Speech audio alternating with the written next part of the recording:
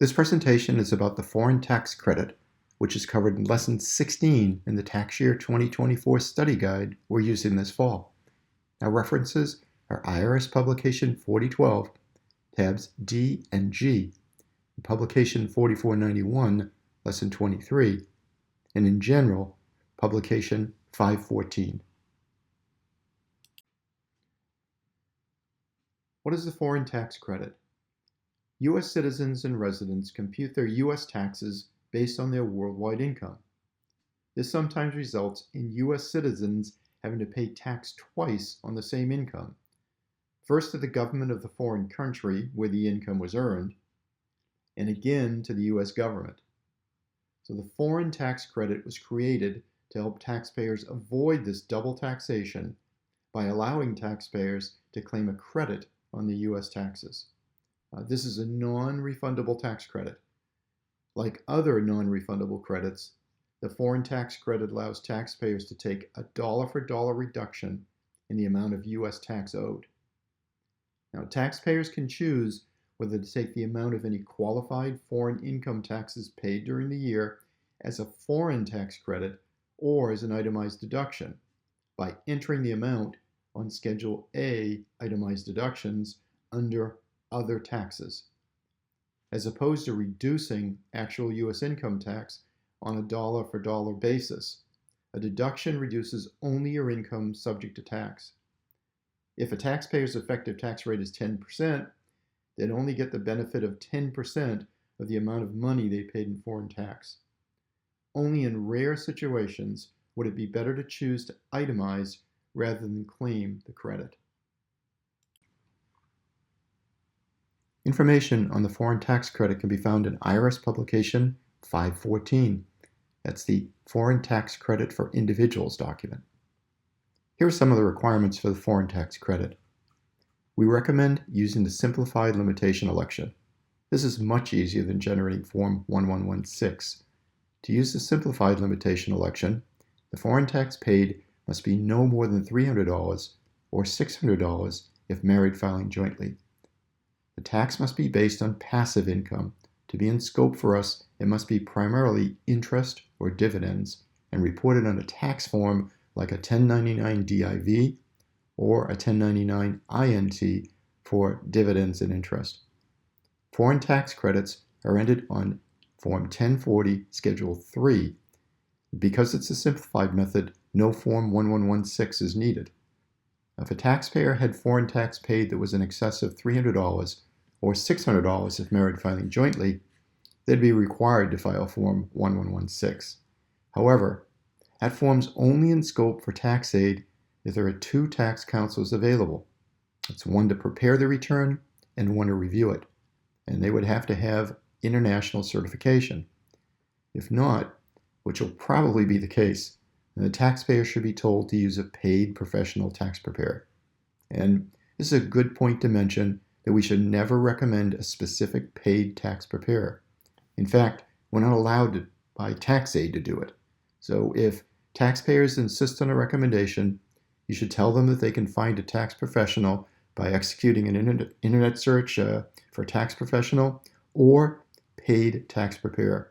Now, the state of Massachusetts has a web page called Find a Tax Professional to Help You with Your Taxes. Taxpayers could be advised to seek direction on that site. During the interview session with the taxpayer, we may need to be looking for foreign tax that may have been paid. We look in Forms 1099 INT or DIV and also the composite 1099s that we often get from brokers. We also look for foreign tax paid on Schedule K1. However, a K1 with foreign tax paid would be out of scope and would have to refer the taxpayer to a paid professional. Also look for specific things that are out of scope, such as foreign taxes that are over the limit. So foreign taxes that are over the $300 or $600 limit that would make it out of scope unless we had counselors with international certification at our site. And the Foreign Account Tax Compliance Act, or FATCA box. If that box is checked, the return would be out of scope for us. The foreign tax credit is a non-refundable tax credit, so it's necessary that there be tax liability in order for this tax credit to appear in the tax return. The taxpayer may try to convince you to enter a smaller amount in order to avoid having to generate a Form 1116, which would most likely make the return out of scope for us. We should not do this because it'll only result in the taxpayer getting a letter from the Internal Revenue Service and would result in the need to amend the return later. So don't reduce the amount if it happens to be over the $300/$600 ceiling. On the Form 1116, the taxpayer actually would have the ability, if they had foreign tax that exceeded $300 or $600, depending on filing status, to carry those amounts back to the previous year. Or they could carry them forward as many as 10 years. So there are advantages to completing the 1116 form. Now, if the foreign tax payments were substantial enough, generating the 1116 is probably a good thing for the taxpayer. So sending them away would be a good decision at that point. As always, the local coordinator would be the person to make that decision. How do we enter this information into TaxSlayer? We enter the foreign tax information on the interest and dividend screens. When you input interest and dividends, there are boxes on each one of the screens to accept the foreign tax paid. It's pretty simple. You can consult Publication 4012 tab D. It shows pictures of where you enter the foreign tax. But be aware that unless TaxSlayer software has been modified this year, the TaxSlayer software accepts any amount entered. So you're not restricted as far as putting in more than $300 or more than $600 if it's a married filing jointly return.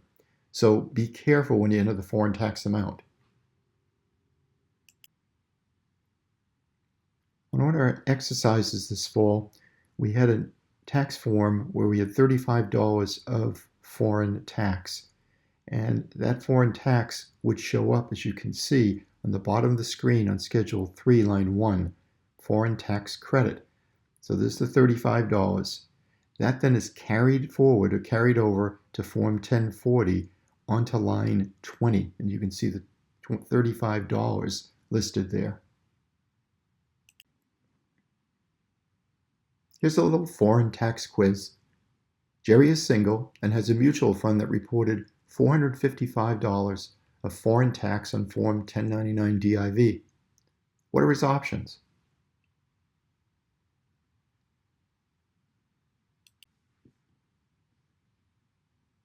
So what are Jerry's options? Number 1, the site prepares the return using the full Form 1116, which is okay if 2 counselors that have international certification are available at the site. Now that's unlikely to happen at most sites. Number 2, if Jerry can itemize, the foreign taxes can be entered on Schedule A, line 6, but that's not the best option because that's a deduction and not a credit. The dollar-for-dollar credits are much better than deductions. Third, Jerry can go to a professional preparer. Entering only $300 for the simplified limitation election is not permitted, as was mentioned earlier in this presentation.